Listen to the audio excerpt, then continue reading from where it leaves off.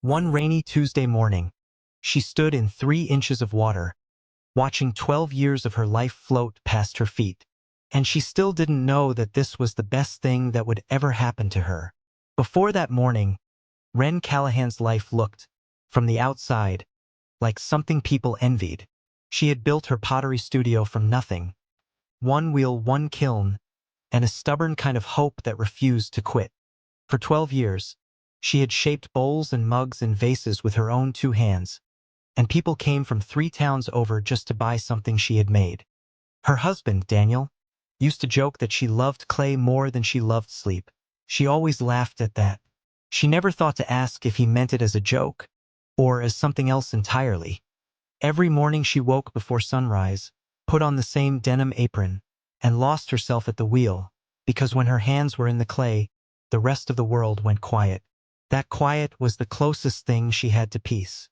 But peace, it turns out, is not the same thing as safety. The signs had been there for a while. She just hadn't let herself see them.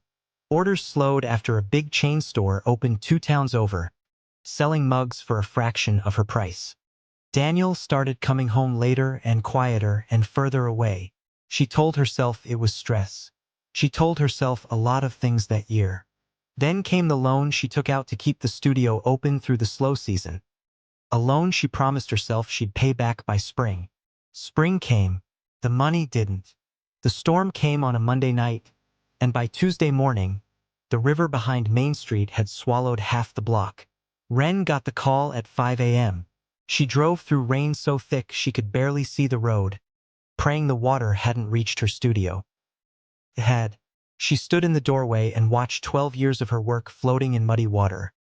Vases she'd shaped for weddings, mugs she'd fired for regulars who felt like family, the wheel her father had helped her buy when she was 22. Daniel didn't come. She called him 4 times, and on the 5th call, he finally answered and told her, in a voice she barely recognized, that he'd been staying somewhere else for 2 weeks, that he wasn't coming back. Not that day either. She stood in the flooded studio, phone in one hand, and let it happen.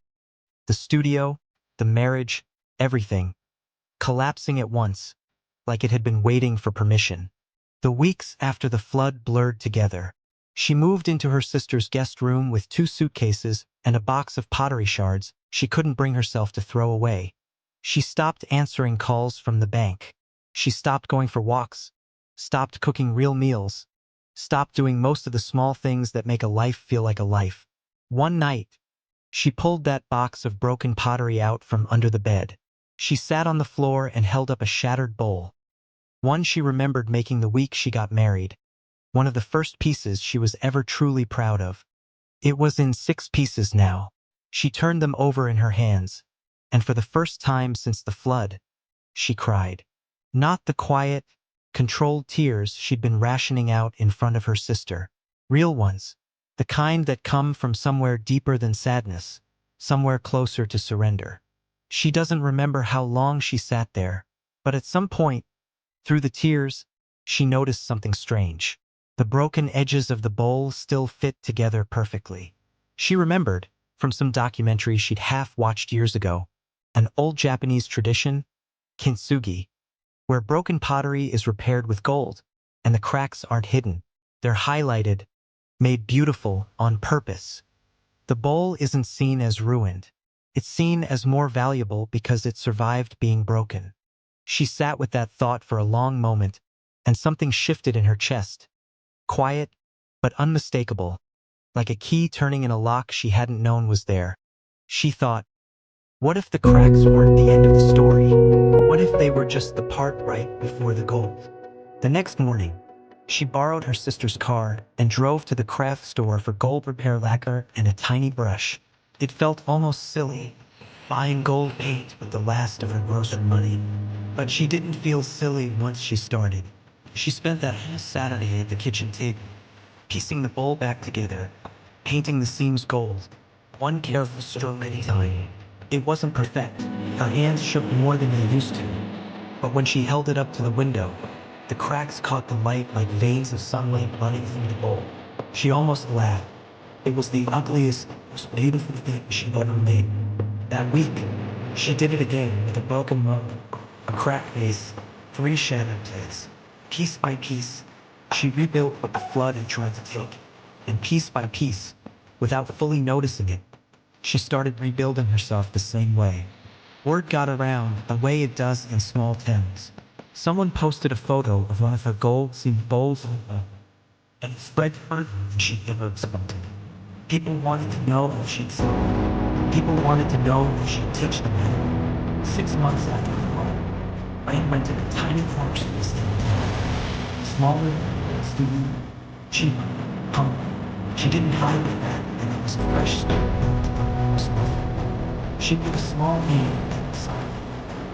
Broken, tired. For the first week, she sold every piece she had. Not because they were flawless, because they weren't. People didn't just want to. They wanted proof that broken things still worked. One afternoon, almost a year after the flood, a woman walked into Wren's shop and picked up a small repaired cup, turning it over slowly in her hands. She asked Wren, quietly, if she'd ever consider fixing a bowl that wasn't pottery, a family heirloom, cracked in a move, that she'd been too afraid to throw away and too ashamed to keep displayed. Wren looked at her, and for a moment, saw herself a year earlier, sitting on a guest room floor, holding broken pieces she thought were worthless. She took the woman's hands in hers and said the only thing that felt true. Bring it to me. We don't hide what's broken here. We fill it with gold. The woman's eyes filled with tears, and so did Wren's, because she finally understood. She hadn't just rebuilt a shop. She had rebuilt a version of herself that no flood, no husband, no failure could ever fully take away again. If you're watching this today because something in your life has cracked, a job, a relationship, a dream you worked years to build, I need you to hear this. The cracks are not proof that you were never strong enough to begin with. They're proof that something real existed there, something worth repairing. You don't have to hide the broken parts of your story. You don't have to pretend the flood never happened, or that the pieces never scattered. What you can do is exactly what Wren did. Pick up the pieces, however many there are, and instead of hiding the places where you broke, you can choose to fill them with gold.